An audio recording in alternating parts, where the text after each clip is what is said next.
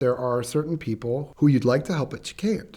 I don't mean to upset you, but there are certain people whose constellations of symptoms and character formation, defenses, lack of resources, internal and external, basically risk factors, make any kind of treatment inviable. That just is a thing. Are you able to generally assess, it sounds like you are, a patient's ability to sort of achieve a certain level of mental health I'm so glad you said that. No, I'm really not. I think that when you meet someone, it's like a Rorschach, right? When you meet someone, you're like, oh, it's this, oh, it's that, oh, that. And you need hypotheses because you have to generate a differential diagnosis in your mind. Treatment plan, which may incorporate medications or psychotherapy or whatever it may be. But it's hard to know a prognosis until you've been in the trenches. It's really hard to know what the ultimate trajectory is. There certainly are people who you'll meet in the first day you meet them, you're like, this is not gonna work either because it's not a fit, or you, the therapist, aren't gonna be able to keep your end of the bargain, or the pathology in the patient is intransigent. But those are, I would say, 10, 20% max. Really good therapists are gonna make hypotheses, get in there in the trenches, start a treatment plan, get to work, see where it goes. And then after some time, I don't know what number of sessions, you can prognosticate.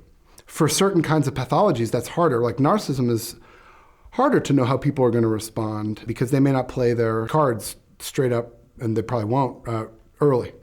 So it takes time.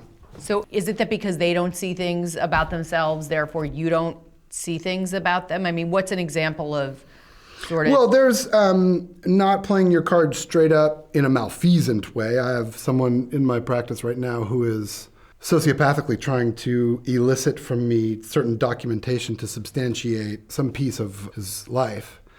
That may reflect narcissism, right?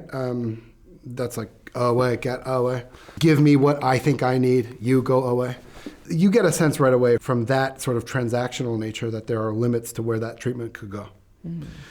Like I have another patient who I know very, very, very well. She's a combination of borderline narcissistic and substance using, and boy ever would she like to stop myopically, narcissistically viewing herself and her interactions with the world. But her compulsion to anesthetize herself and the stridence of her defenses and the chaos of her life conspire against her. But, she's not lying and she's not malfeasant, but she's just light years away from self-acceptance or self-understanding.